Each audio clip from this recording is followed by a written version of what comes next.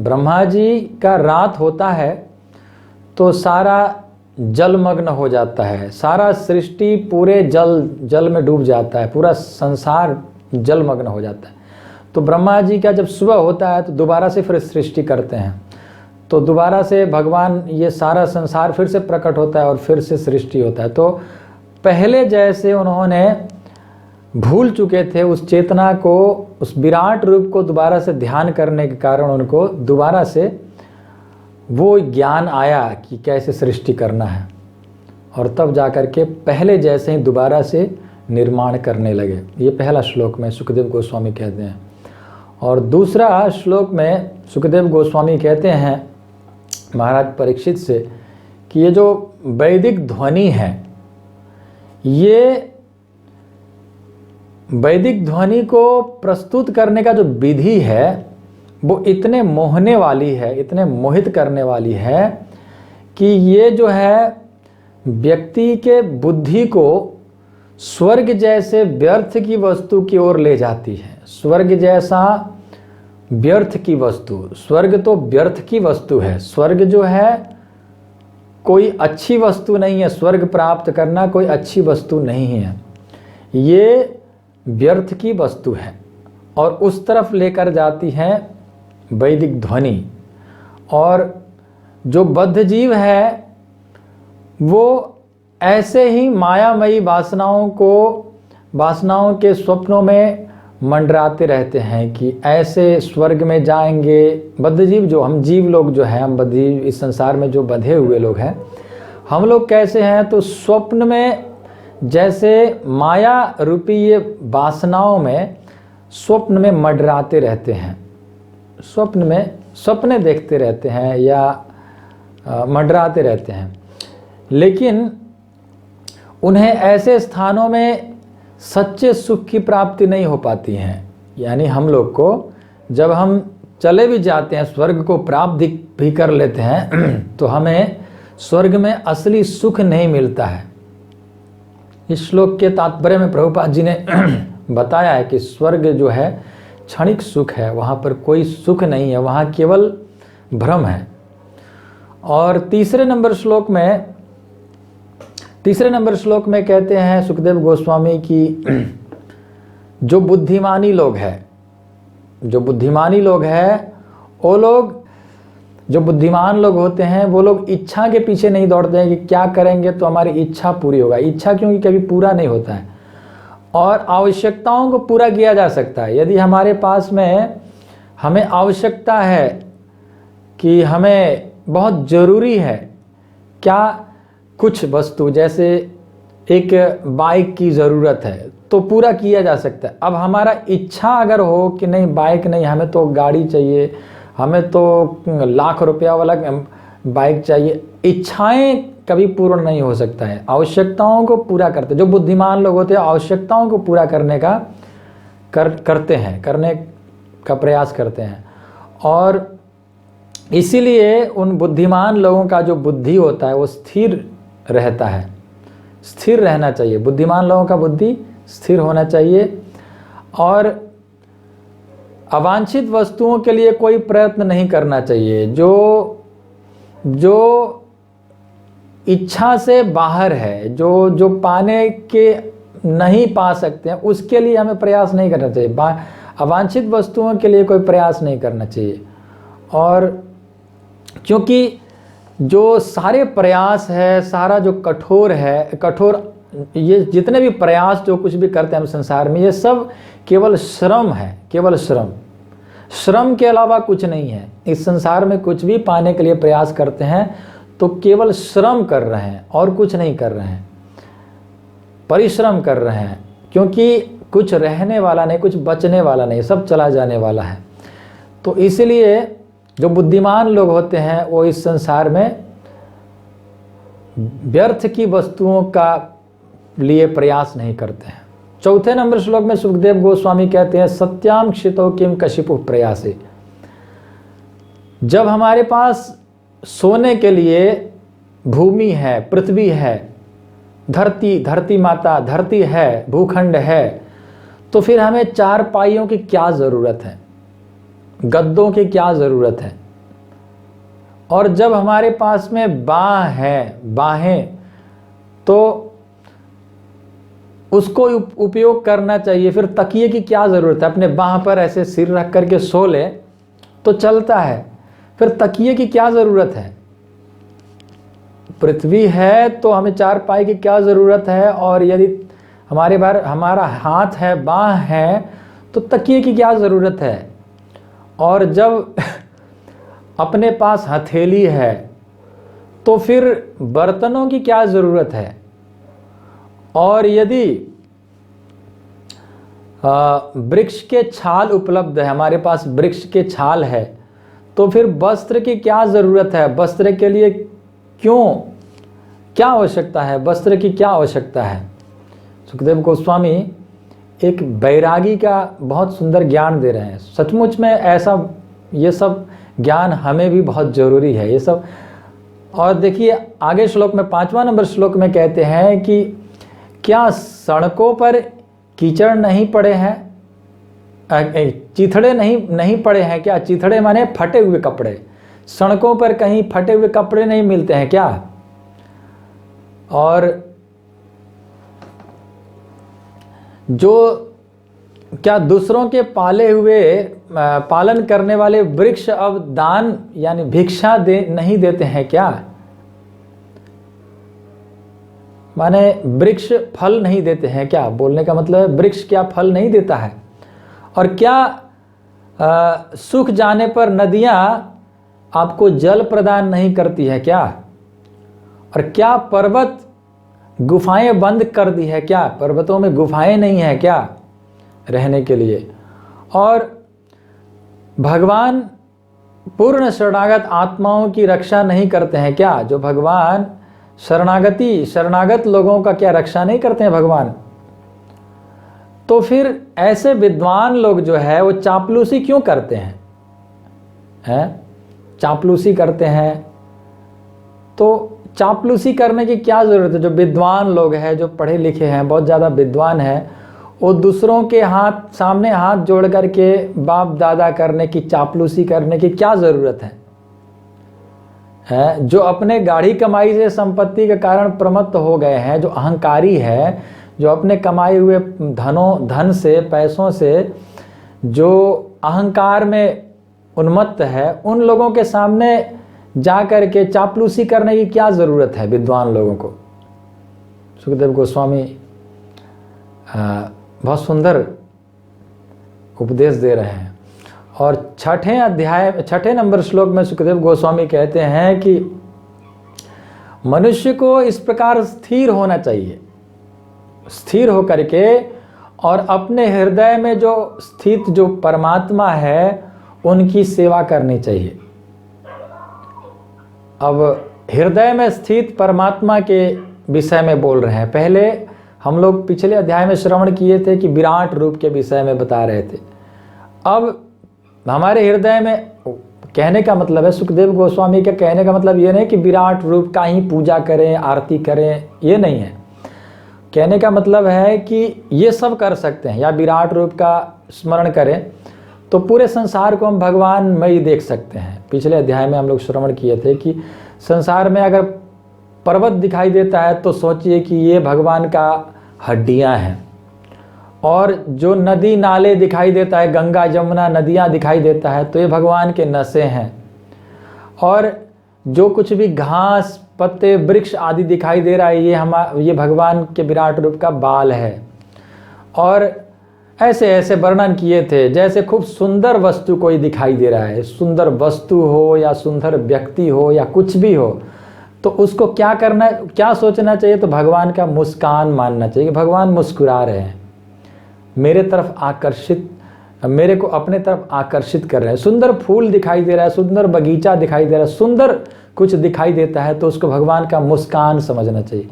तो ऐसे जब हम सोचने लगेंगे तो संसार में कभी भी भगवान से दूर नहीं हो पाएंगे।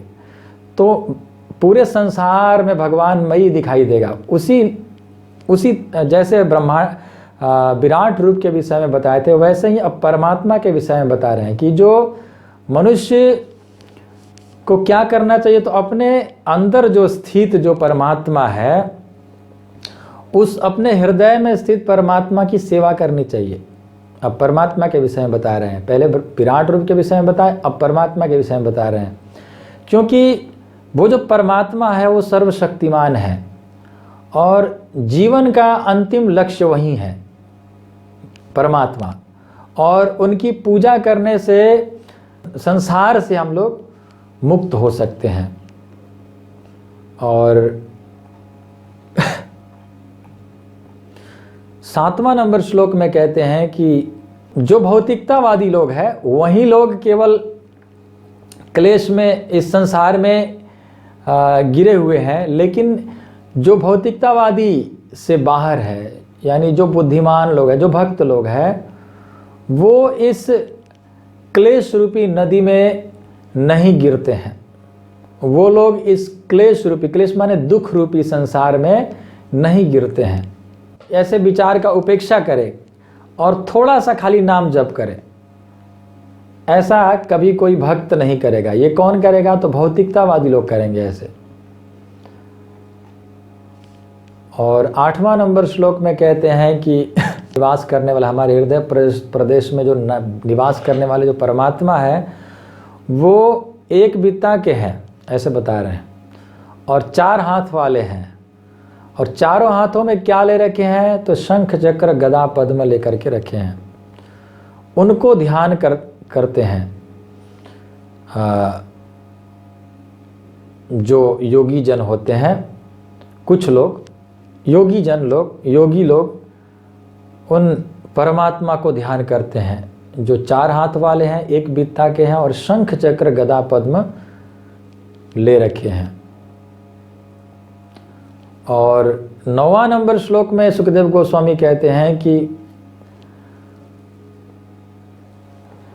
उन परमात्मा का जो मुख है वो बहुत प्रसन्न है। उनका मुख जो है, उनका मुखमंडल बहुत प्रसन्न है, और उनकी आँखें जो है वो कमल के पंखुड़ियों जैसा है, और उनका वस्त्र जो है कदम्ब पुष्प का जो पीलापन होता है, केसर की तरह पीलापन होता है, कदम्ब वृक्ष का जो पुष्प होता है वैसे रंग के हैं उनका वस्त्र। और बहुत सारे कीमती रत्नों से जड़ा हुआ है वो जो वस्त्र है, परमात्मा का जो वस्त्र है, वस्त्र पहन के रखे हैं। और उनके सारे आभूषण जो है वो स्वर्ण से जड़ित है, और उनकी मुकुट जो है वो चमकीला है, कुंडल धारण किए हैं, परमात्मा का पहचान करा रहे हैं। परमात्मा, हमारे हृदय में जो परमात्मा है वो कैसे हैं। और 10वां नंबर श्लोक में सुखदेव गोस्वामी कहते हैं कि भगवान के जो चरण कमल है, वो परमात्मा का जो चरण कमल है वो योगियों के कमल की तरह जो हृदय है, उस हृदय के ऊपर उन भगवान के चरण कमल स्थित रहता है, और उनके वक्षस्थल पर कौस्तुभ मणि है। जो परमात्मा है उनके वो कौस्तुभ मणि पहन रखे हैं अपने छाती पर, और उनके सुंदर उन जो कौस्तुभ मणि है उसके ऊपर बछड़े का अंकित, बछड़े का एक निशान बना हुआ है, और उनके कंधे पर बहुत सारे, कंधों पर बहुत सारे रत्न है, यानी कंधे वो ताजे फूलों से, ताजे फूलों की मालाओं से सुसज्जित हैं। ताज़ा ताज़ा फूल का माला पहन के रखे हैं परमात्मा। और 11वां नंबर श्लोक में कहते हैं कि उनका जो कमर है वो, उनकी कमर अलंकृत करधनी से सुशोभित है, करधनी से सुशोभित है, और उनकी अंगुलियों में बहुत सारे कीमती रत्नों से जड़ा हुआ अंगूठी पहन रखे हैं, और उनका जो चरण में नूपुर पहन के रखे हैं, चरण में नूपुर पहन के रखे हैं, यानी पायल, और कंकड़ पहन के रखे हैं और उनके घुंघराले नीले रंग का चिकने बाल है, घुंघराले बाल है, नीले रंग का बाल है और उनका सुंदर जो मुस्कान है वो सभी को लुभावने वाली है, सबको अपने तरफ आकर्षित करने वाली वो मुस्कान है। जो भगवान के लीलाएं हैं, जो हम लीलाएं सुनते हैं, ये सभी भगवान का लीला जो है वो उनके भगवान के मुस्कुराता हुआ मुख है और जो सुंदर सा उनका रूप है वो सचमुच विराजमान है, इस बात को संकेत करती है। और मनुष्य को चाहिए कि अपना ध्यान उन पर स्थित करें, उन भगवान के उस रूप पर स्थिर करें। कब तक? तब तक जब तक स्थिर रहे, तब तक, जब तक हमारा मन उन पर लगा रहे तब तक हमको उन पर लगा के रखना चाहिए मन को। 13वां नंबर श्लोक में सुखदेव गोस्वामी कहते हैं, ध्यान का जो प्रक्रिया है ये कहाँ से शुरू होता है? तो भगवान के चरण कमल से शुरू होता है। पहले चरण कमल पर ध्यान लगाना चाहिए और फिर उसके बाद उनके पिंडलियों पर ध्यान लगाना चाहिए और तब फिर उनके जांघों पर ध्यान लगाना चाहिए और फिर क्रम से धीरे धीरे ऊपर की तरफ उठते जाए। जितना मन हमारा भगवान पर टिकेगा उतना ही हमारी बुद्धि जो है वो स्थिर हो पाएगी। तो इसलिए भगवान के सभी अंगों को, चरण से लेकर के भगवान के सभी अंगों को स्मरण करना चाहिए, ध्यान करना चाहिए। और 14वां नंबर श्लोक में सुखदेव गोस्वामी कहते हैं, जब तक भौतिकतावादी व्यक्ति लोग दोनों जगतों के जो परमेश्वर है, जो दोनों जगतों का जो प्रकट का भौतिक और आध्यात्मिक दोनों जगतों का जो दृष्टा परमेश्वर की भक्ति विकसित नहीं कर लेते हैं भौतिकतावादी लोग, तब तक उसे अपने कर्तव्यों को पूरा कर लेने के बाद भगवान के विराट रूप का स्मरण या ध्यान करना चाहिए, विराट रूप का करना चाहिए। जब तक प्रेमा भक्ति विकसित नहीं हो जाता है, जब तक हमारे हृदय में प्रेमा भक्ति नहीं आ जाता है, तब तक हमको क्या करना चाहिए? तो भगवान के विराट रूप का ध्यान करना चाहिए। वो पहला स्थिति श्रेणी है। विराट रूप को ध्यान करना ये भक्ति का पहला श्रेणी है। और जब तक वो, अगर भौतिकतावादी लोग हैं और वो यदि प्रेमा भक्ति में नहीं है तो उनको पहले विराट रूप का ध्यान करना चाहिए। और सुखदेव गोस्वामी आगे 15वां नंबर श्लोक में कहते हैं, इस संसार में आसक्ति बिल्कुल भी नहीं होता है। और वो लोग जो होते हैं, योगी लोग जो होते हैं, वो अविचल भाव से आसन लगा लेते हैं और प्राण वायु को नियमित करके मन और इंद्रियों को वश में कर लेते हैं। जो योगी लोग होते हैं,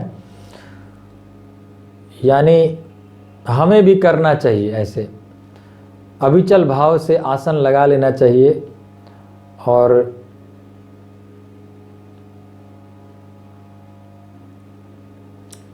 इंद्रियों को वश में कर लेना चाहिए। और प्राण वायु को नियमित करने का मतलब प्राणायाम के द्वारा प्राण वायु को नियमित में कर लेना चाहिए। और 16वां नंबर श्लोक में सुखदेव गोस्वामी कहते हैं कि उसके बाद योगियों को चाहिए कि बुद्धि के द्वारा अपने मन को जीवात्मा में तदाकार करें, अपने बुद्धि के द्वारा अपने मन को जीवात्मा में तदाकार करें और फिर उसके बाद जीवात्मा को परमात्मा में विलीन कर दें। पहले भक्ति में शुरुआत के समय में विराट रूप को ध्यान करना चाहिए, फिर योगियों से भी श्रेष्ठ है भक्ति, तो उसका भी वर्णन करेंगे आगे अभी। तो जीवात्मा को परमात्मा में विलीन कर देना चाहिए जो योगी लोग हैं। और ऐसे करने के बाद चरम अवस्था को प्राप्त होता है। योगी लोग चरम अवस्था को प्राप्त करते हैं और सारे कार्यकलाप जो है वो बंद कर देते हैं जो योगी लोग हैं। 17वां नंबर श्लोक में कहते हैं कि जब वो दिव्य अवस्था को प्राप्त कर लेते हैं योगी लोग, तो वहाँ पर जो काल है इसका कोई प्रभाव नहीं रह जाता है। जैसे जो देवी देवताओं का भी नियामक है, कौन? काल। काल जो है वो देवी देवताओं पर भी लागू है। देवी देवताओं को भी समय के बंधन में रहना पड़ता है। कितने बरस तक रहना है, कितने बरस तक नहीं रहना है, कितने बरस के बाद उनको संसार में फिर आना है, ये काल का प्रभाव देवी देवताओं के ऊपर भी है। लेकिन जो योगी लोग होते हैं वो इस काल के प्रभाव से ऊपर चले जाते हैं, उनको काल का प्रभाव नहीं रह जाता है। और इस अवस्था में न तो सतोगुण रह जाता है, ना रजोगुण और ना ही तमोगुण, और ना ही झूठा अहंकार रह जाता है वो, और ना ही प्रकृति, भौतिक प्रकृति रह जाता है। इन सब से ऊपर चला जाता है, इन सब से ऊपर हो जाता है जो योगी लोग होते हैं। और 18वां नंबर श्लोक में कहते हैं कि अगर भगवान से विहीन है कोई भी वस्तु, संसार में कोई भी वस्तु हो, अगर भगवान से मतलब नहीं है तो उससे बचते हैं। कोई भी वस्तु संसार में अगर भगवान से विहीन है, चाहे कोई किताब ही क्यों ना हो, चाहे कोई कुछ कथा ही क्यों ना हो, अगर भगवान से विहीन है तो उन कथा को, उन किताब को, उन टीवी को, उन सीरियल को नहीं देखते, इन सब से दूर रहते हैं योगी लोग। और योगी में मतलब भक्त भी है, भक्ति योगी भी है। और क्योंकि उस परम स्थिति को पता है, उनको पता होता है परम स्थिति, और इसीलिए वह जो शुद्ध भक्त होते हैं, जो कि भगवान के पूर्ण ऐक्य रखता है, यानी भगवान के अलावा और कुछ भी नहीं जानता है।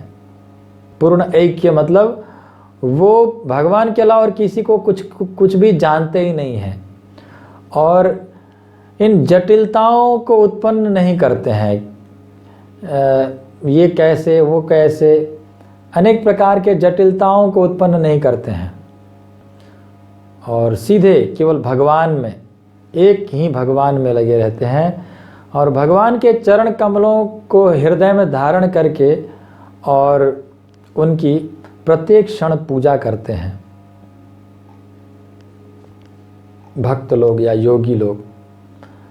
और 19वां नंबर श्लोक में कहते हैं कि मनुष्य को परम अनुभूति के रूप में स्थिर हो जाना चाहिए, एकदम स्थिर हो जाना चाहिए मनुष्य को, हम लोग को।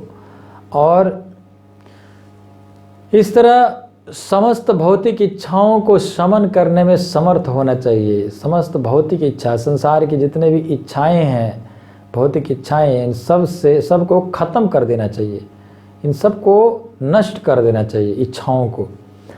और जब प्राण छोड़ना होता है योगी लोग तो क्या करते हैं, तो पहले अपने एड़ी के द्वारा गुदा को बंद कर देते हैं और प्राण वायु को धीरे धीरे ऊपर की तरफ ले जाते हैं। 6 प्रमुख स्थान है, 6 प्रकार का प्रमुख स्थान है। उन 6 स्थानों से ये आत्मा को ऊपर की तरफ लेकर के जाते हैं, और तब जाकर भौतिक शरीर त्याग करते हैं। प्रभुपाद जी ने इन 6 स्थानों का नाम बताए हैं। पहले वो नाभि में, आत्मा को पहले नाभि में ले आते हैं, फिर पेट में, उदर तक, और फिर उदर से फिर हृदय तक ले जाते हैं, और हृदय से वक्षस्थल तक, और वक्षस्थल से यानी छाती से तालू तक ले आते हैं, और तालू से फिर भौहें यानी आँख के जो भौहें हैं यहाँ तक ले आते हैं, और फिर ब्रह्मरंध्र जो हमारी शिखा है वहाँ तक ले आ करके, और ब्रह्मरंध्र फूट करके और आत्मा ऊपर के तरफ से निकल जाता है। और जो आत्मा नीचे के तरफ से निकलता है उसकी अधोगति होती है। इसलिए योगी लोग आत्मा को, ब्रह्मरंध्र फूट करके निकलता है योगियों का, तो ये जो योगी लोगों का एक ये सब समझना पड़ता है कि हमारी आत्मा कहाँ है, नाभि तक ले आना है, आत्मा को फिर उदर तक ले आना है, फिर हृदय तक ले आना है, फिर वक्षस्थल तक ले आना है, फिर तालु तक, फिर ऐसे आत्मा को धीरे धीरे ऊपर की तरफ ले आते और ब्रह्मरंध्र तक ले आना है, और वहाँ से फिर ब्रह्मरंध्र फूट करके निकलता है उनका आत्मा। और 20वां नंबर श्लोक में कहते हैं कि ध्यानमग्न जो भक्त को चाहिए, ध्यानमग्न भक्त को चाहिए कि प्राणवायु को धीरे धीरे नाभि से हृदय में, और हृदय से छाती में, और छाती से तालु में, तालु के निचले भाग तक ले जाएं, और उसे बुद्धि से समुचित स्थानों को ढूंढ निकालना चाहिए। यानी ये सभी स्थानों को अपने बुद्धि से ढूंढ निकालना चाहिए कि कहाँ हमारा आत्मा है, हम आत्मा को कहाँ से कहाँ ले आना है। ये सब हम अपने बुद्धि से, यानी जो योगाभ्यास करते हैं वो धीरे धीरे इस बात को समझने लगते हैं। और 21वां नंबर श्लोक में कहते हैं अपने प्राण वायु को दोनों भौहें के बीच, मतलब ललाट पर ले आना चाहिए, और तब हमारा 9 द्वार है, इन बाहर जाने वाले जो प्राणवायु के 7 द्वार, प्राणवायु का जो 7 द्वार है उनको बंद करके, और उसे भगवत धाम वापस जाने को अपना लक्ष्य बनाना चाहिए। भक्त को चाहिए, भक्ति योगी को, योगी को चाहिए, यानी भक्त को, कि इन 7 द्वारों को बंद करके और भगवान के धाम जाने को अपना लक्ष्य बनाना चाहिए। पहले भौतिक भोग की इच्छाओं से मुक्त होना पड़ेगा भक्त को। पहले संसार की इच्छाएं, जो कुछ भी इच्छाएं, इन सभी इच्छाओं से मुक्त होना पड़ेगा। बिल्कुल निष्काम हो जाना चाहिए, बिल्कुल कोई इच्छा नहीं रह जाए, तब जाकर के अपने प्राण जो है उसको ब्रह्मरंध्र तक पहुंचाना चाहिए। और तब भगवान के पास जाने पर अपने सारे भौतिक बंधनों को त्याग देना चाहिए। भगवान के पास चला जाएगा तो भौतिक बंधन तो त्यागा ही जाएगा। तो ब्रह्मरंध्र तक लेकर जाना है, सभी संसार की इच्छाओं को त्याग करके फिर अपने प्राणवायु को ब्रह्मरंध्र तक लेकर जाना है। और 22वां नंबर श्लोक में कहते हैं, यदि योगी में अत्यधिक भौतिक भोगों की इच्छा है, भौतिक भोगों की इच्छा मतलब संसार की भोगने की इच्छा, या ब्रह्मलोक जाने की इच्छा, या अष्ट सिद्धि प्राप्त करने की इच्छा, या अंतरिक्ष में घूमने की इच्छा, या फिर लाखों लोकों में से किसी एक लोक में, किसी एक स्थान में जाने की इच्छा, एक स्थान को प्राप्त करने की इच्छा, या फिर कुछ भी संसार में किसी भी प्रकार की इच्छा हो, तो उसे मन और इंद्रियों को अपने साथ साथ ले जाना होता है। अगर इच्छा रह गया तो मन और इंद्रियां हमारे साथ चली जाती है। योगी लोग भी, अगर मन है, मन में कुछ इच्छाएं हैं, अष्ट सिद्धि पाने की इच्छा है, ब्रह्मलोक जाने की इच्छा है, या संसार अंतरिक्ष में घूमने की इच्छा है, कुछ भी, तो उसको उसके साथ साथ में मन और इंद्रिय साथ साथ में चला जाता है और वहीं दोबारा से फंसाता है। योगियों का संबंध आध्यात्मिक शरीर से होता है, आध्यात्मिक शरीर से होता है। योगी लोग जो होते हैं वो आध्यात्मिक, उनका आध्यात्मिक शरीर होता है, और अपनी भक्ति से और अपनी तपस्या से और योग शक्ति से और ज्ञान के बल पर, दिव्य ज्ञान के बल पर भौतिक जगत के भीतर और बाहर विचरण कर सकते हैं। जो योगी लोग होते हैं वो इस भौतिक जगत के हर स्थान पर जा सकते हैं, आ सकते हैं, भीतर और बाहर भी घूम सकते हैं योगी लोग। लेकिन जो भौतिकतावादी लोग हैं वो लोग इस तरह मुक्त भाव से विचरण नहीं कर सकते हैं, ये केवल योगी लोग ही कर सकते हैं। 24वां नंबर श्लोक में सुखदेव गोस्वामी कहते हैं, हे राजन, जब योगी ब्रह्मलोक पहुंचने के लिए सुषुम्ना द्वारा, सुषुम्ना नाड़ी द्वारा, सुषुम्ना नाड़ी होता है, सुषुम्ना द्वारा आकाश गंगा के ऊपर से गुजरता है, जो योगी ब्रह्मलोक पहुंचने के लिए, ब्रह्मलोक जाने के लिए सुषुम्ना द्वारा जब वो आकाश गंगा से गुजरते हुए वो ऊपर की तरफ जाता है, तो उसे अग्निदेव का लोक दिखाई देता है। अग्निदेव का लोक में सबसे पहले जाना होता है, और वो जो अग्निदेव का जो लोक है वो वैश्वानर कहा जाता है। अग्निदेव के लोक को वैश्वानर कहा जाता है, और वहाँ सारे कल्मशों से परिशुद्धि हो जाता है। अग्नि है, अग्निदेव है, वहाँ जाने से सभी जितने भी कल्मश है, जितने भी गंदगी है, वो सब शुद्ध हो जाता है, वो सभी साफ हो जाता है। और तब उससे भी ऊपर शिशुमार चक्र को जाता है। वह जो योगी है शिशुमार चक्र को जाता है, उसके ऊपर, यानी सूर्य के लोक से भी और ऊपर। और ये जो शिशुमार चक्र है ये संपूर्ण ब्रह्मांड के घूमने की किली है, यानी किली है, घूमता है संसार, जो घूमता है। और ये जो है, ये शिशुमार चक्र जो है ये गर्भोदक्षाई विष्णु का नाभि है। गर्भोदक्षाई विष्णु के नाभि ही शिशुमार चक्र है, और सारा ब्रह्मांड जो है इसी को घूमते रहता है, इसी उनके नाभि के तरफ में पास में घूमते रहता है।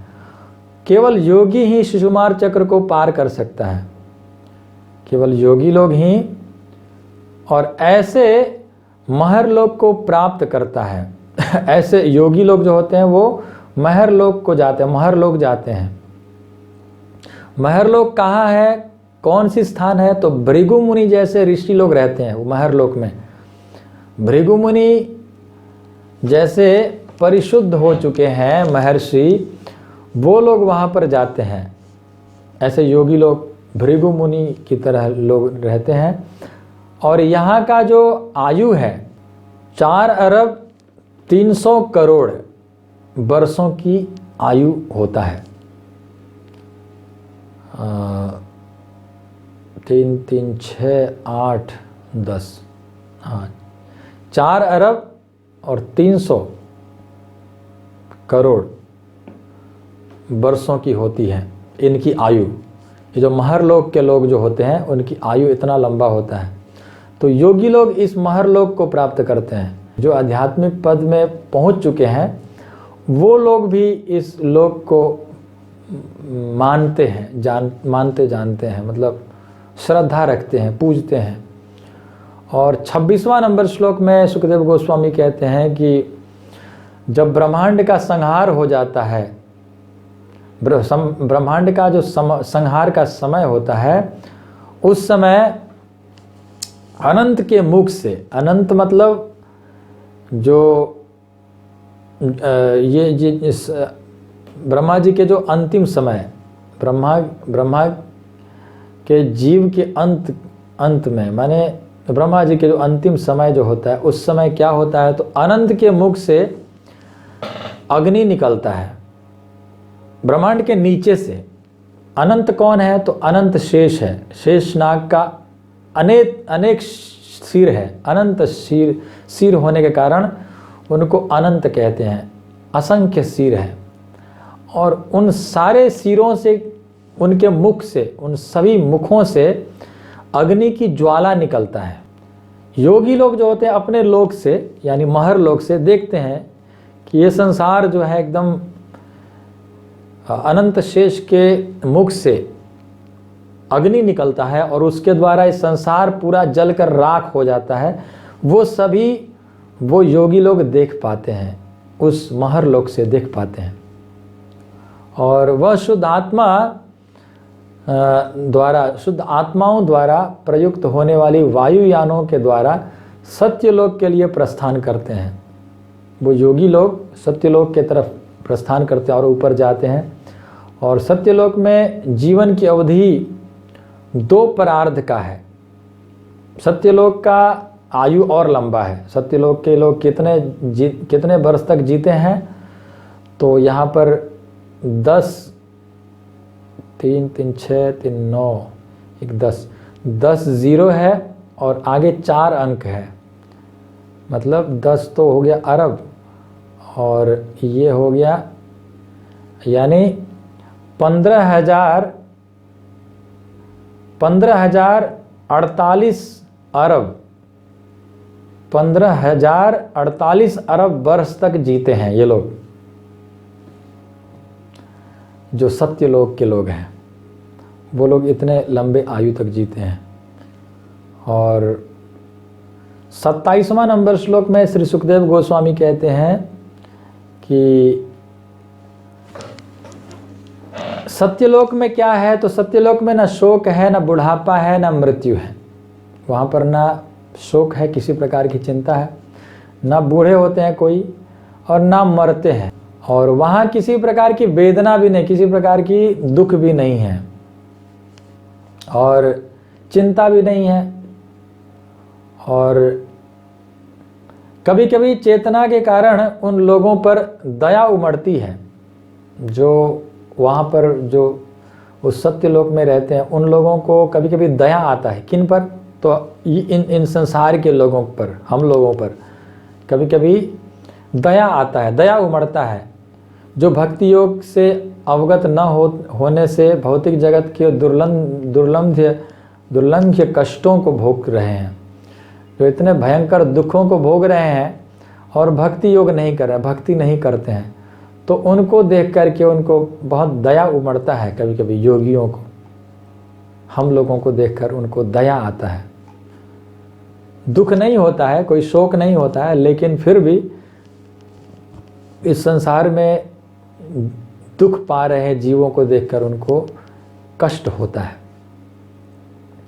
और 28वां नंबर श्लोक में सुखदेव गोस्वामी कहते हैं सत्यलोक पहुंच करके भक्त लोग जो होते हैं वो सूक्ष्म शरीर से जाते हैं। यहाँ से तो सूक्ष्म शरीर से जाते हैं, लेकिन जब वो सभी आवरणों को पार करना होता है तो सूक्ष्म शरीर से पार करते हैं।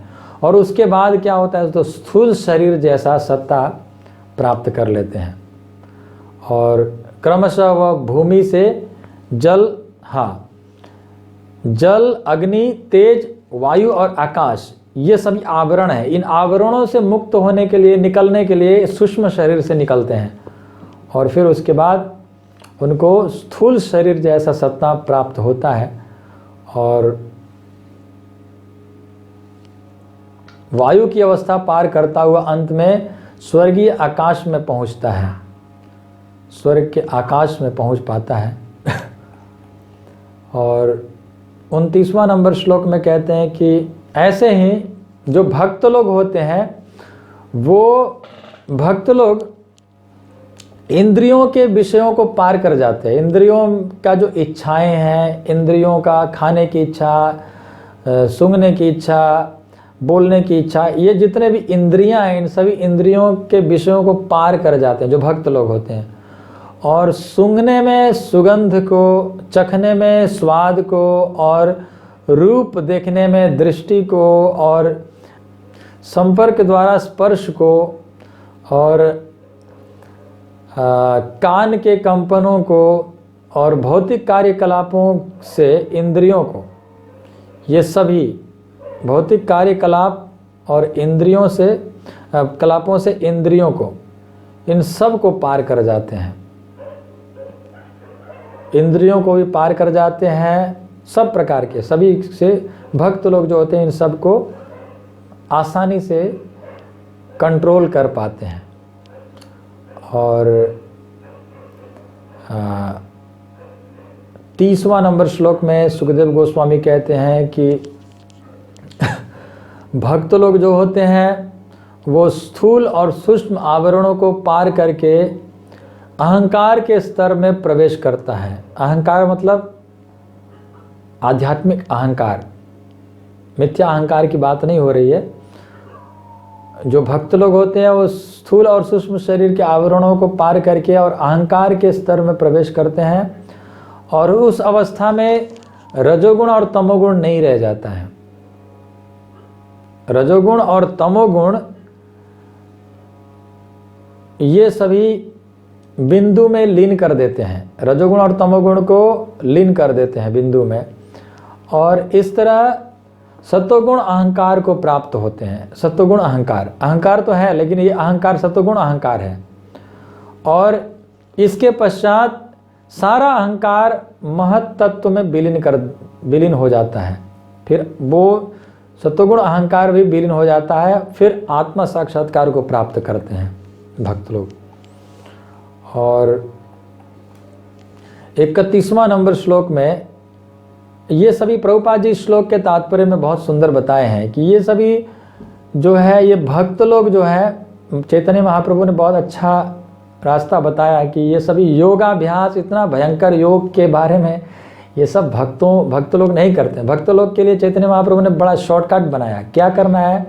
नाम जप करना है, भगवान का नाम जप करो, भगवान का भक्ति करो, और धीरे धीरे ये जो भक्ति रूपी जो वृक्ष है वो धीरे धीरे बढ़ता जाएगा, बढ़ता जाएगा, बढ़ता जाएगा। धीरे धीरे पहले स्वर्ग लोक जाएगा, फिर ब्रह्म लोक जाएगा, फिर ऐसे चढ़ते चढ़ते चढ़ते जो गोलोक धाम को जाएगा। ये भक्ति रूपी जो वृक्ष है चढ़ते हुए गोलोक धाम को जाएगा, और यहाँ से स्वर्ग, स्वर्ग से ब्रह्मलोक, ब्रह्मलोक से वो वैकुंठ, वैकुंठ से भी ऊपर गोलोक, गोलोक के ऊपर जा करके जहाँ पर भगवान राधा कृष्ण का चरण है, भगवान कृष्ण के चरणों में जा कर के ये विश्राम करेगा, भक्ति रूपी जो वृक्ष है। और इस वृक्ष को कैसे बचाना है? भक्तों का निंदा नहीं करना है, भक्तों से ईर्ष्या नहीं करना है, ये सभी बातों को ध्यान रखना है। नहीं तो ये जो वृक्ष है ये पागल हाथियों की तरह, जो निंदा है, भक्तों का निंदा है, वो निंदा पागल हाथी की तरह है, और ये भक्ति के वृक्ष को जड़ से उखाड़ कर फेंक देगा अगर अपराध किए तो। इन अपराधों से दूर रहना है। प्रभुपाद जी इस श्लोक के तात्पर्य में बहुत सुंदर से समझाएं, आप लोग कभी पढ़िए। तो भक्तों के लिए बड़ा आसानी है, ये योगियों का उपाय है, इतना लंबा चौड़ा कि कहाँ से कहाँ आत्मा को कहाँ लेकर जाएंगे। पर भक्त लोग ये सब नहीं करते हैं। भक्त लोग जो होते हैं, भगवान के शुद्ध भक्त लोग जो होते हैं, अभी आगे 31वां नंबर श्लोक में श्री सुखदेव गोस्वामी ही बता रहे हैं कि केवल विशुद्ध आत्मा ही भगवान की संगति, भगवान का संगति प्राप्त करता है। जो विशुद्ध आत्मा है, यानी भगवान के जो शुद्ध भक्त हैं, वो लोग भगवान के संगति को प्राप्त कर सकते हैं।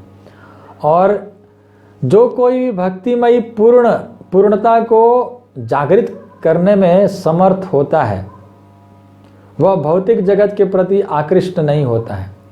जो भक्ति करता है, जो पूर्ण भक्ति करने लगता है, अच्छी तरह से भक्ति करने लगता है, तो वो भक्ति को जागृत कर पाता है और भौतिक जगत के प्रति आकृष्ट नहीं होता है। इस संसार के प्रति कोई आकर्षित नहीं होता है वो, और वो इसमें लौट कर कभी नहीं आता है। यानी वो गोलोक धाम को प्राप्त कर लेता है, भगवान के चरणों को प्राप्त कर लेता है जो भक्त लोग हैं। और 32वां नंबर श्लोक में कहते हैं, महाराज परीक्षित, आप इतना जान लें कि मैं आपकी समुचित जिज्ञासा के प्रति जो भी वर्णन किया है, मैंने जो कुछ भी वर्णन किया, ये समझ लेना कि अभी तक मैंने जो कुछ भी वर्णन किया ये सभी वेदों के कथन अनुसार है। वेदों में जो वर्णन है उसको मैंने आपको बताया हूँ, और ये सत्य है, इसमें कोई संदेह नहीं है, ये सत्य है। और इसे साक्षात भगवान कृष्ण ने ब्रह्मा से कहा था। भगवान कृष्ण ने ब्रह्मा जी से ये सभी ज्ञान कहा था, क्योंकि वे ब्रह्मा द्वारा पूजे जाने पर उनसे प्रसन्न थे। क्योंकि ब्रह्मा जी भगवान कृष्ण को पूजा किए तो भगवान कृष्ण प्रसन्न हो गए थे, और उन्होंने ब्रह्मा जी को ये सारा ज्ञान दिए थे।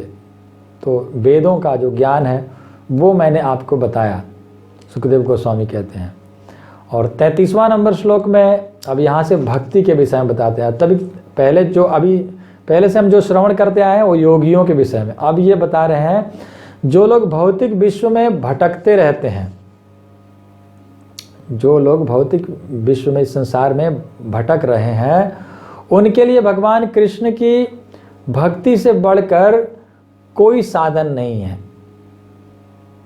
वो तो योगियों का बात था, जो पिछले हम लोग पहले जो श्रवण कर रहे थे, अभी जो पहले, वो योगियों का बात था। लेकिन जो इस भौतिक संसार में जो भटक रहे हैं, उनको तो भगवान कृष्ण के भक्ति से बढ़कर और कुछ साधन नहीं है। भगवान कृष्ण का भक्ति ही करना चाहिए, भक्ति से बढ़कर और कोई साधन नहीं है। और 34वां नंबर श्लोक में सुखदेव गोस्वामी कहते हैं कि ब्रह्मा जी ने वेदों को 3 बार पढ़ा था, 3 बार अध्ययन किया था। ब्रह्मा जी ने भी वेद को एक ही बार नहीं पढ़े थे, वेदों को 3 बार पढ़े थे। और उनको ये सभी वेदों को 3 बार पढ़ने के बाद उनको भली भांति समझ लेने के बाद, वेदों को खूब अच्छी तरह से समझ लेने के बाद, 3 बार पढ़ने के बाद, अच्छी तरह से समझ लेने के बाद, उन्होंने यह निष्कर्ष निकाला, ब्रह्मा जी ने ये निष्कर्ष निकाला कि भगवान कृष्ण के प्रति आकर्षण, यानी भगवान कृष्ण में रति होना, प्रेम होना, यही धर्म का सबसे उच्च सिद्धि है। भगवान में भक्ति होना, भगवान कृष्ण में आकर्षित होना, भगवान कृष्ण में रति होना, प्रेम होना, ये सबसे सर्वोच्च सिद्धि है, सबसे श्रेष्ठ सिद्धि है। ये किसने? तो ब्रह्मा जी ने 3 बार वेदों को पढ़ने के बाद उनको ये समझ में आया था कि भगवान कृष्ण में भक्ति ही, प्रेम करना ही सबसे श्रेष्ठ है। और 35वां नंबर श्लोक में सुखदेव गोस्वामी कहते हैं कि आत्मा के साथ भगवान कृष्ण प्रत्येक जीव में है। सभी आत्मा के साथ परमात्मा के रूप में भगवान कृष्ण सभी जीवों के अंदर है। और यह तथ्य हमारे देखने, बुद्धि से सहायता लेने से अनुभूत हो सकता है। ये जो सच्चाई है हमारे अंदर, जो भगवान है, उसको समझने के लिए हम अगर बुद्धि की सहायता लेंगे तो हम समझ सकते हैं कि हमारे हृदय में भगवान है कि नहीं। बुद्धि से अगर सोचा जाए तो समझ में आ सकता है, ये सुखदेव गोस्वामी कहते हैं। और 36वां नंबर श्लोक में कहते हैं कि हे राजन, ये आवश्यक है कि प्रत्येक मनुष्य सर्वत्र और सदैव, सभी जगह में और हर समय में भगवान का गुणगान करें और भगवान के नामों का स्मरण करें, उनका नामों का गायन करें। यही सबसे श्रेष्ठ है, इससे बढ़कर और कुछ भी नहीं है। और 37वां नंबर श्लोक, अंतिम श्लोक में कहते हैं कि जो लोग भगवान कृष्ण के अमृत तुल्य कथा को, भगवान कृष्ण के कथा को, अमृत तुल्य कथा को कर्ण रूपी, कान रूपी पात्रों में भर भर के पीते हैं, वे लोग इस दूषित जीवन को पवित्र कर लेते हैं। जो भगवान के कथा को कान रूपी दोने में भर भर के पीता है, वो इस गंदे जीवन को शुद्ध कर लेते हैं, पवित्र कर लेते हैं, और इस प्रकार वो भगवत धाम को वापस जाते हैं। यानी यही है, समझने की यही बात है कि भगवान का कथा सुने, भगवान का नाम लें, भगवान का भक्ति करें, यही सबसे श्रेष्ठ है। बाकी तो है लंबा चौड़ा। सुखदेव गोस्वामी के कहने का मतलब है कि ध्यान करने के लिए तो विराट रूप भी है और ऐसे परमात्मा भी है, लेकिन इन सब से श्रेष्ठ जो है वो भगवान कृष्ण का भक्ति करना, भगवान का नाम लेना और भगवान के कथाओं को अपने कान रूपी पात्रों में भर भर के भगवान के कथाओं को पीना चाहिए। अमृत रूपी भगवान का कथा को पीना चाहिए। हरे कृष्ण।